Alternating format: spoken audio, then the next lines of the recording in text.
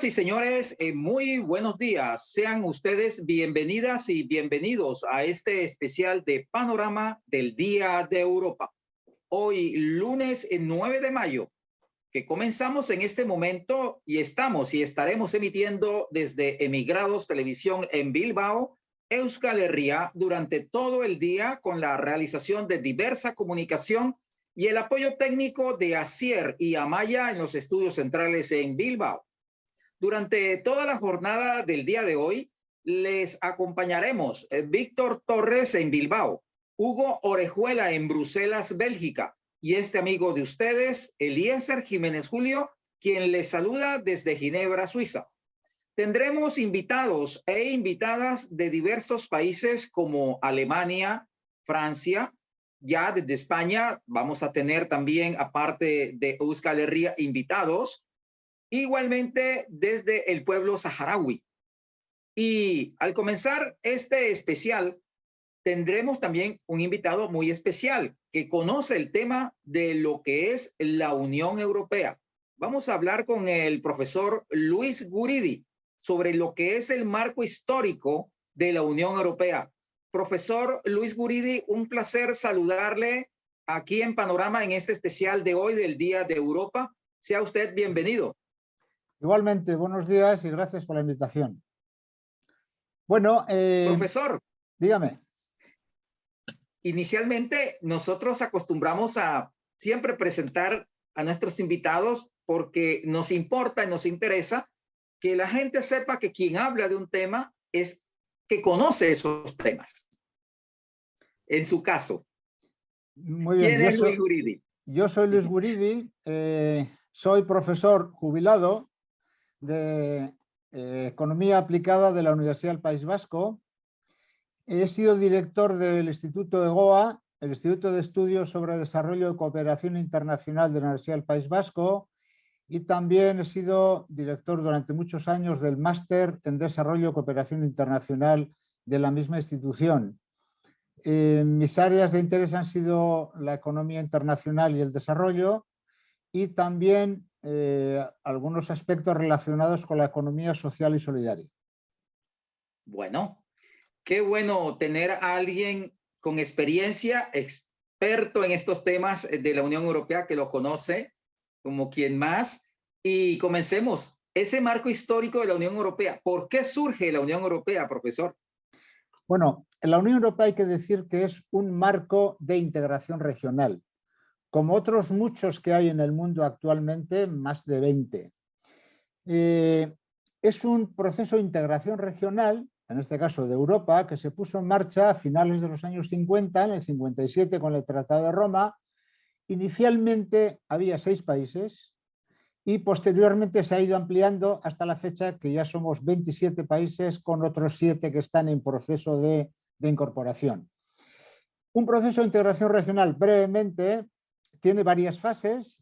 Inicialmente es un área de libre comercio, es el caso, por ejemplo, del Tratado de Libre Comercio de América del Norte, que está en Estados Unidos, Canadá y México. Simplemente es un acuerdo comercial. Pasa por la unión aduanera, por el mercado común. Este es el caso, por ejemplo, del Mercosur, en el caso de América Latina, o el mercado común centroamericano. Y la siguiente fase sería la unión económica y monetaria, que es donde estamos en este momento la Unión Europea. La última fase, que no hemos llegado, y no sé si vamos a llegar algún día, sería la integración económica y política total, digamos. Sería una especie de Estado federal europeo. Pero creo que estamos muy lejos de eso. ¿Por qué surge la Unión Europea? Hay razones de tipo económico y político. Las razones de tipo político es básicamente estamos después de la finalización de la Segunda Guerra Mundial, con el desastre que eso supo para Europa. Europa era, después de la Segunda Guerra Mundial, una zona muy débil y había perdido la relevancia frente a Estados Unidos y la Unión Soviética. Entonces, esta debilidad obligará a juntarse, a unirse a los países que habían salido derrotados o afectados por la guerra, básicamente Alemania y Francia y Gran Bretaña. Además, se trataba con este acuerdo de evitar el enfrentamiento entre Francia y Alemania, que se habían enfrentado por la guerra. Se trataba de que no hubiera más enfrentamientos después de estos largos años de la Segunda Guerra Mundial. Además, se trataba de mantener los lazos militares entre Gran Bretaña y Francia. Y por último, también el hecho de que la Guerra Fría había generado una sensación de cambio político con la URSS como elemento de ejemplo que podía ser para muchos países de Europa. Eso era un peligro. Los partidos comunistas en Francia y en Italia estaban cogiendo cierta fuerza, y con esto lo que se trataba es de evitar que los países europeos en una crisis de posguerra tuvieran una mayor cercanía hacia la Unión Soviética, que entonces era uno de los polos importantes en la Guerra Fría. Estas serían las razones políticas, digamos, del surgimiento. Las razones económicas, tres básicamente. Una, Plan Marshall. Estados Unidos destina 25.000 millones de dólares para la reconstrucción de Europa, y eso había que hacerlo de manera mancomunada. Eso también facilitaba relaciones comerciales con Estados Unidos, que había sido el ganador, es el que soltaba la plata, pero también el que se iba a aprovechar de ese comercio favorable, porque allí es donde se producían las cosas que luego se iban a consumir en Europa, ¿no? La segunda es que había tratados internacionales económicos muy importantes después de la Segunda Guerra Mundial. Se crea el Fondo Monetario Internacional, se crea el GATT, que es digamos, la Organización Mundial del Comercio actualmente, y se crea también, digamos, el Banco Mundial. Todos estos organismos también empujaban a que cada vez surgieran más áreas de integración económica, y Europa, destruida, rota, necesitaba también esta nueva constitución. Y por último también es que las ideas keynesianas, digamos, se estaban poniendo en boga. Las ideas liberales llevaron a 2 guerras mundiales. Los que pensaban que el mercado libremente iba a generar prosperidad, el avance y el desarrollo, lo que generó fue 2 conflictos mundiales muy fuertes. Posteriormente, a partir de ese desastre de las ideas liberales, vino el keynesianismo planteando la necesidad de la intervención del Estado, de las instituciones públicas, el Estado como inversor, el Estado como regulador, etc. Todo esto también facilitaba hubiera políticas públicas de los Estados. Por lo tanto, hubo razones políticas de fondo importantes y hubo razones económicas también importantes para que a finales de los años 50, el año 58 en concreto, se iniciara este proceso de integración europea, que luego daría comienzo a lo que hoy entendemos por la Unión Europea. Bueno, ahí está el por qué surge la Unión Europea. Estamos conversando con el profesor Luis Guridi, experto en estos temas económicos, sociales, aquí en Europa, en este especial del 9 de mayo sobre la Unión Europea. Pero, profesor, ¿quiénes estuvieron y aún quiénes están detrás de toda esta idea de unificar a Europa? Claro, cuando se dice que hay una construcción europea, ¿quiénes abogan por esa construcción europea? Claro, en Europa tenemos instituciones, tenemos organizaciones, tenemos colectivos y tenemos personas. Y hay empresas, hay transnacionales, hay organizaciones ciudadanas, hay partidos políticos, etc. Es decir, hay diferentes colectivos e instituciones que conforman una comunidad.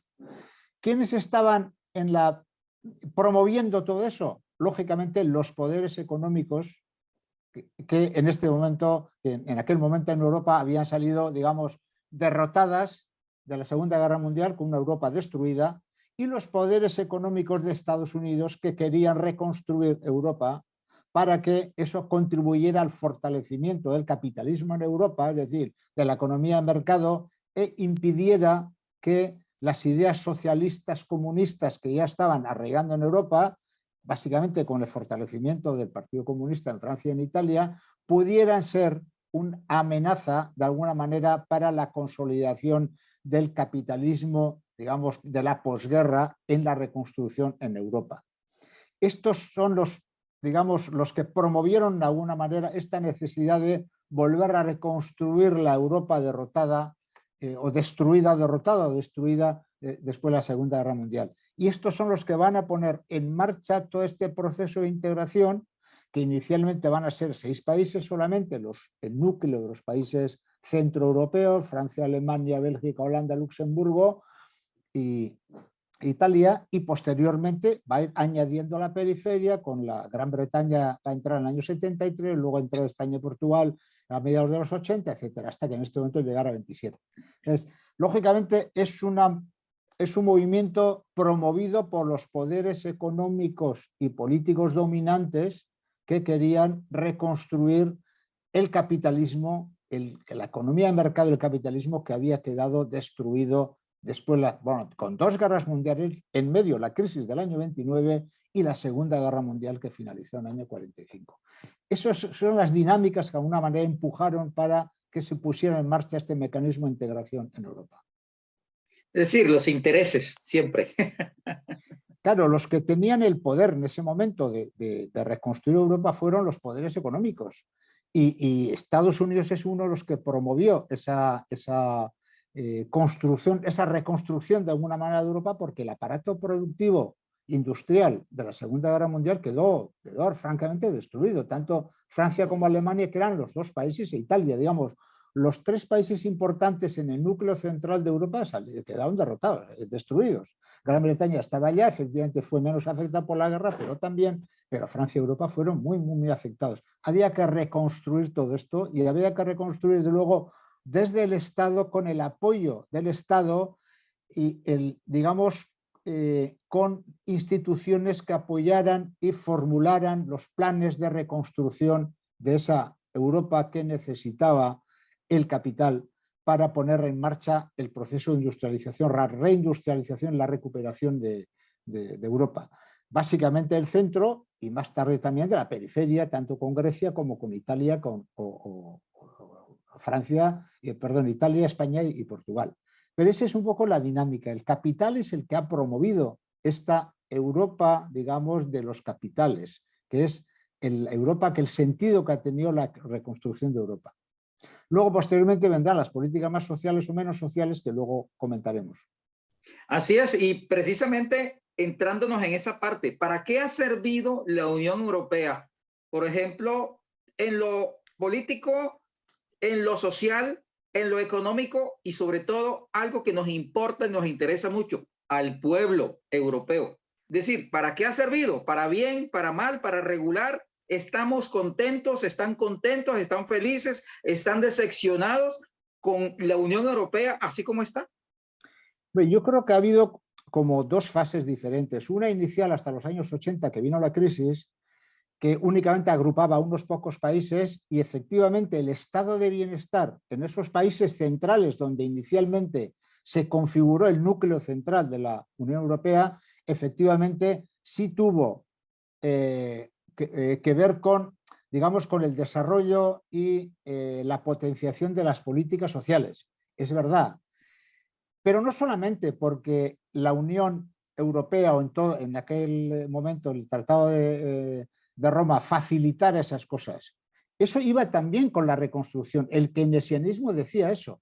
Hace falta que el Estado intervenga, pero si queremos hacer política keynesiana, tenemos que hacer un pacto de rentas. Hay que producir en las grandes fábricas con el fordismo, pero tiene que haber buenos salarios, el Estado tiene que promover seguridad, tiene que promover salud, educación, etcétera. Eso es keynesianismo, digamos, el Estado social o la socialdemocracia que hemos entendido en Europa desde la Segunda Guerra Mundial hasta la crisis de los 80. Y en ese sentido eso supuso un auge, digamos, un impulso importante a la reconstrucción de Europa, hay que reconocerlo. Las cosas cambian a partir del año 80, entre el 80 y el 90, cuando la crisis del petróleo, la crisis de crecimiento que tiene Europa en los años 80, a finales de los 80, eso hace que la Unión Europea se reconvierta hacia un proceso de globalización junto con Estados Unidos y junto con todas las economías, digamos, capitalistas occidentales. Y en este proceso de globalización, la Unión Europea ha seguido las mismas pautas que ha seguido Estados Unidos o todos los países capitalistas, digamos, tanto Japón como Estados Unidos, como Australia y, por supuesto, la Unión Europea. Y aquí es donde efectivamente se plantea la pregunta que hacías, ¿no? Es de, bueno, y esta Unión Europea que ha sido fundamental para los países a partir de los años 80-90, con la paulatina incorporación de los países, ¿ha servido para que en estos países hayan mejorado las condiciones? Hay que reconocer que la Unión Europea ha tenido sus avances, ¿eh? España, por ejemplo, el hecho de la entrada de España a la Unión Europea supuso avances importantes porque de alguna u otra manera supuso también, digamos, alguna asimilación al régimen parlamentario político europeo una vez se acaba la dictadura, ¿no? Lo mismo que en Portugal o que en Grecia, ¿no? Es verdad que ha habido políticas, digamos, de reestructuración y de ayuda para la mejora de las áreas más desfavorecidas. Ahí están, digamos, los fondos estructurales y los fondos de cohesión de la Unión Europea, que efectivamente han servido para contribuir de alguna manera a ir reduciéndose las diferencias entre los países más ricos del norte de Europa y los más pobres, y también entre diferentes regiones europeas. En Europa hay 120 y tantas regiones, de las cuales unas son muy ricas y otras son muy pobres, y no corresponden exactamente a qué países están. Hay regiones pobres en países que no lo son, y hay regiones más ricas en países que no son tan pobres. Por lo tanto, esa diferencia regional también existe en Europa, es importante, y es verdad que los fondos de cohesión, algunas políticas agrarias o los fondos de cohesión han servido para ir reduciendo esas diferencias. Pero eso no ha sido suficiente para evitar los problemas económicos que han existido y entre los países más ricos del norte y los países del sur, porque los países del norte, Alemania a la cabeza, han obligado a todos los países a adoptar políticas de ajuste estructural duras, sobre todo a partir del Tratado de Maastricht, en la cual tenía que cumplir con los requisitos que tienen las políticas de ajuste, es decir, liberalización, políticas salariales restrictivas, privatizaciones, liberalización de precios y salarios, pues las políticas de ajuste clásicas que hemos conocido en todos los sitios, aquí también. Y eso supuso que a mediados de los años 90 se privatizaran prácticamente todo el sector público en muchos países europeos, no tanto en Francia tal vez, pero en muchos sitios se privatizaron, se liberalizaron, etc. Y eso generó ganadores y perdedores. Algunos países europeos saliendo ganando y otros países europeos salieron perdiendo, como los países del sur de Europa. Y esa situación se ha ido manteniendo en el tiempo y la Unión Europea no ha sido capaz de hacer frente a esas diferencias a través de políticas sociales suficientemente importantes como para hacer frente a estas desigualdades. Y este es uno de los grandes retos que tiene la Unión Europea. Es decir, la Unión Europea es una unión económico-monetaria, pero no es una unión fiscal, política, social. Por lo tanto, lo que se ha creado la Unión Europea es un acuerdo, digamos, que es muy importante en el ámbito económico-monetario, digamos, pero es un cambio mucho menor en el área social, digamos. Y esto tiene que ver con políticas fiscales, políticas presupuestarias, políticas sociales que todavía dependen de los países. Y por lo tanto, la Unión Europea dice, no, nosotros la moneda única, los bancos centrales y salimos al rescate, pero las políticas sociales, las ayudas que lo haga cada país. Es decir, no hay una idea colectiva de Europa que considere que hace falta hacer solidaridad con las regiones más ricas o las más pobres de Europa. Y es cierto, profesor, cuando habla con los alemanes, el pueblo obviamente, dicen, a nosotros no nos sirvió estar en la Unión Europea, porque antes nuestro marco alemán tenía peso en Europa. Hoy día los productos se han encarecido, la moneda se nos ha devaluado y nuestros salarios han bajado. Es decir, cuando hablamos del pueblo, una cosa es el gobierno, otra cosa los empresarios, las multinacionales, pero cuando hablamos del pueblo, ellos se quejan de esa parte. Caso Alemania, para no ir a otros. Claro, esta posición está bastante arraigada en los países nórdicos, digamos, ¿no? Los países más ricos, ¿no? Dicen, nosotros, ¿por qué tenemos que pagar las ineficiencias y, digamos, el desarrollo de los países pobres, digamos, ¿no? ¿Por qué tenemos que subvencionar? En España incluso se decía, ¿por qué tenemos que subvencionar la siesta de los españoles? Se decía con respecto a los países del sur, ¿no? Esta idea está muy arraigada y cada vez más Pero claro, esa gente se olvida de que una buena parte del progreso de Alemania, de los países del norte de Europa, Francia, Alemania, los países del norte, sobre todo a partir de los años 80, es gracias a la apertura comercial y financiera de los países del sur de Europa, que con unas economías mucho menos competitivas tuvieron que abrir sus economías y no pudieron hacer frente a la competencia de economías mucho más desarrolladas y mucho más potentes. Y eso permitió que Alemania produjera y exportara a toda Europa, fuera el principal exportador y que la gente comprara productos de ellos. Es decir, ellos se beneficiaron de la apertura comercial hacia Europa, de la existencia de una moneda única que facilitó el comercio, libre comercio y libre movimiento de personas y de mercancías y de capitales en Europa, porque ellos eran la economía fuerte, mientras que los países más pobres no tenían esos beneficios. A cambio, la Unión Europea tuvo que aceptar políticas de compensación, que son los fondos estructurales y de cohesión, para decirles, vale, ustedes abren las economías, no son tan competitivos, pero nosotros les vamos a ayudar con fondos estructurales y de cohesión para ir reduciendo la brecha entre unos y otros. Claro, eso es lo que no se ve en la gente alemana. Dicen, no, nosotros, ¿por qué tenemos que hacer esto? Porque si no se hubiese hecho, Alemania no sería lo que es. Luxemburgo y Holanda no serían lo que son. Y los países nórdicos no serían lo que son. Y por lo tanto, esa no ha sido una operación gratuita. Probablemente la Europa del Sur ha recibido también algunas ayudas en fondos estructurales y de cohesión, pero la apertura comercial y financiera ha beneficiado claramente a los países del norte. Y hay detrás de eso, y ese es un problema que planteaba, es muy importante. Es decir, ¿cómo vamos a plantear la Unión Europea, llevar al último extremo, es decir, una Europa federal, digamos, al estilo Estados Unidos, ¿no? Federal, con un gobierno, con unas políticas fiscales, unas políticas sociales, etcétera, ambientales, etcétera, únicas para todo el mundo? Significaría una corresponsabilización de los ciudadanos más ricos con los más pobres, los de aquí con los de aquí y los de allá con los de allá, y también los de allá con los de aquí. Es decir, una solidaridad interpaís o social en el conjunto de Europa, que es lo que en este momento no se ve.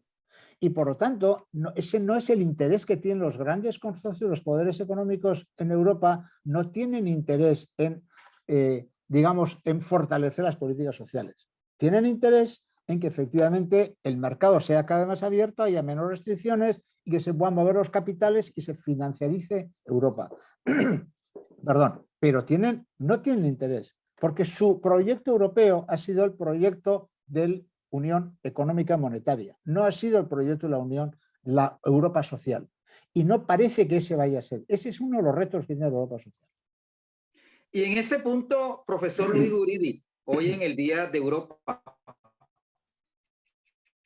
el Brexit hizo que Gran Bretaña se fuera. ¿Qué ha pasado? Para claridad de nuestra teleaudiencia, es que salida la Gran Bretaña de la Unión Europea, para la misma Unión Europea ha sido benéfico, ha sido dañina.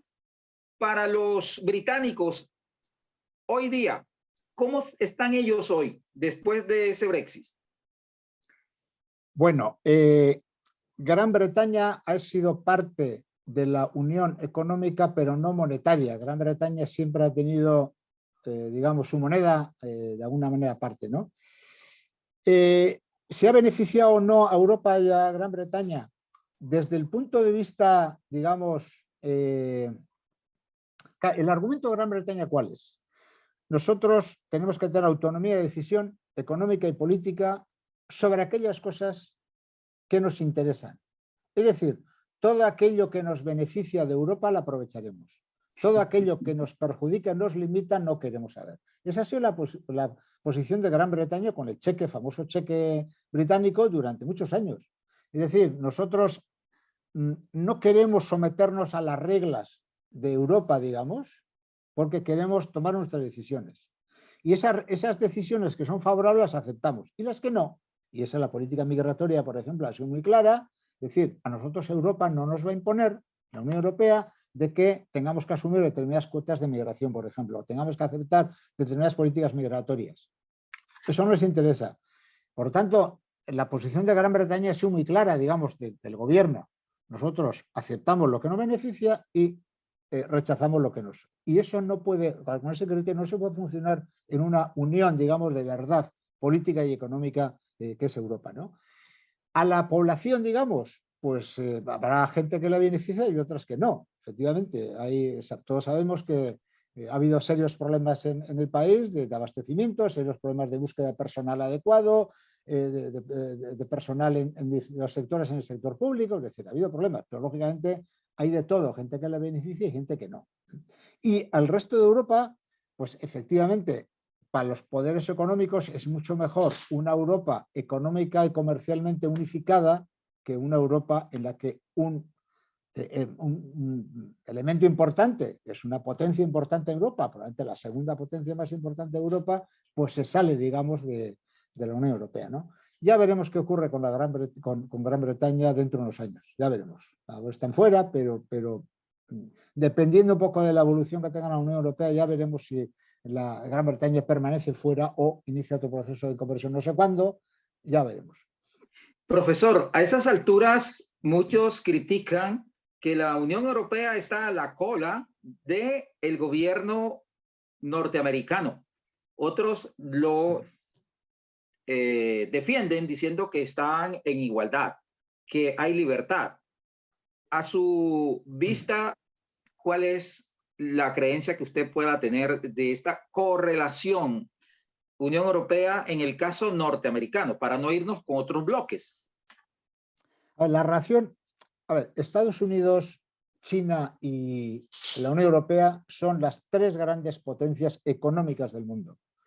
De hecho, incluso la Unión Europea como potencia económica, tanto por el nivel del Producto Interior Bruto como de renta, la Unión Europea es la mayor potencia de las tres.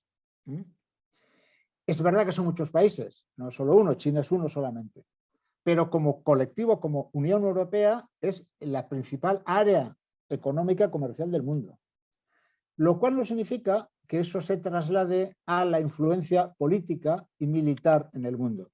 Y en ese sentido, Europa está muy relegada. De esos tres que he dicho antes está Rusia. Rusia es digamos, una potencia militar, de hecho, tiene casi más ojivas nucleares que la propia Estados Unidos, pero económicamente Rusia es un país mucho más modesto. De hecho, el Producto Interno Bruto de toda Rusia es un 20% más que de España. Es prácticamente un país, no es mucho mayor, aunque militarmente es una gran potencia. Entonces, Europa económicamente, al ser una potencia, eso no se traslada a su influencia en el ámbito internacional. Y ese es otro de los retos que tiene la Unión Europea. Siendo una potencia, eso no se corresponde con la influencia que tiene en las relaciones internacionales. Estados Unidos tiene mucha más influencia, tanto sobre todo política y militar. China tiene cada vez más influencia económica y también política cada vez más, y militar ya veremos que también en el futuro. Y en el caso de Rusia lo es militarmente, pero no lo es económicamente. Europa está económicamente es potente, pero militarmente y en cuanto a la influencia política es muy, muy, muy pequeña. Y ese es uno de los grandes retos. Y por lo tanto, frente a los otros dos bloques, siempre ha ido a remolque de Estados Unidos, porque efectivamente Europa es, digamos, es el área económica capitalista, digamos, del sistema capitalista de mercado en el mundo, junto con Estados Unidos, frente a dos economías que no se sabe muy bien qué es. China en este momento es una economía socialista. China es de todo. Hay capitalismo salvaje, hay capitalismo de todo tipo, grande, pequeño y mediano, hay economía social y hay un poco de todo. Y Rusia lo mismo, Rusia es una economía capitalista, autoritaria pero capitalista, y China lo mismo. Por lo tanto, en este mundo, digamos, del capitalista, pues lógicamente Europa va a la cola porque no tiene capacidad de incidir en el mundo. Y eso se ha visto claramente ahora con la guerra con Ucrania. Cuando ha salido la guerra con Ucrania, quien manda en la guerra, en este bloque, digamos, de alguna manera, es Estados Unidos y no es la Unión Europea, porque no funciona como un agente único con personalidad. Es verdad que en los últimos años ya han surgido una política exterior y de defensa común existe una política, de hecho, bueno, pues ahí está Josep Borrell, ¿no? Que es un poco el responsable de esas cosas, pero no hay aquí una política de defensa unificada, no hay una política exterior muy consolidada, sino son muchas políticas exteriores, muchas políticas de defensa, cada uno con sus intereses, pero no funcionando como un único ente, como es Estados Unidos, como Rusia, como China. Hay eso, una muestra la debilidad que tiene la Unión Europea como proyecto colectivo político y como actor internacional. Profesor, y a todas estas, cuando hablamos de la Unión Europea en temas vitales, por ejemplo, cambio climático, está el tema del armamentismo, de la participación en guerra, ya usted lo había notado, pero por ejemplo, hay cosas que uno se admira aquí en la Unión Europea, que se habla mucho del tema de la defensa del cambio climático, pero va en contravía los hechos a las palabras. Claro, a ver, la Unión Europea tiene problemas gordos, o sea, de futuro, ¿no? Algunos que tienen que ver globales, que no solamente son problemas de la Unión Europea, sino son problemas que afectan al conjunto del planeta, y otros que son particularmente problemas de la Unión Europea, ¿no? Claro, Europa forma parte de un mundo en el que se enfrenta a problemas globales, retos importantes, ¿no? Este nuevo orden mundial que decíamos antes, en la que ya China, Rusia piden su posición, sobre todo China está pidiendo: yo soy una potencia, yo quiero tener mi protagonismo. No puede ser que Estados Unidos haya sido, como ha sido los últimos 30 años, poco el único referente en el mundo, ¿no? Y por lo tanto, entramos en una nueva multipolaridad, tanto en lo económico como en lo político como en lo militar. Está el tema del cambio climático. Esto no es un problema de Europa, es un problema global en el que todo el mundo va a tener que tomar decisiones colectivas. Y en este conflicto multipolar no es fácil que se tomen medidas colectivas, a pesar de que en algunos lugares, en el caso de Europa, parece que la voluntad política de cambio hacia economías, más sostenibles, la transición energética, etcétera, sí parece que está más avanzada que en otros sitios, parece. Desde luego dista mucho de los compromisos de la Agenda 2030 y de la Cumbre de París, de lo que luego se está haciendo realidad. Pero eso, por desgracia, está ocurriendo en Europa, está ocurriendo en Estados Unidos, está ocurriendo y mucho más en Asia.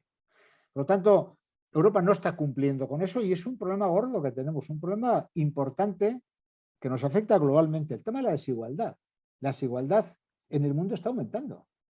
Y desigualdad tanto entre países, y a lo mejor un poco menos, pero luego desigualdades internas. Los países hay cada vez sectores más importantes de la población que se están quedando en la exclusión, que están fuera de los beneficios del mercado.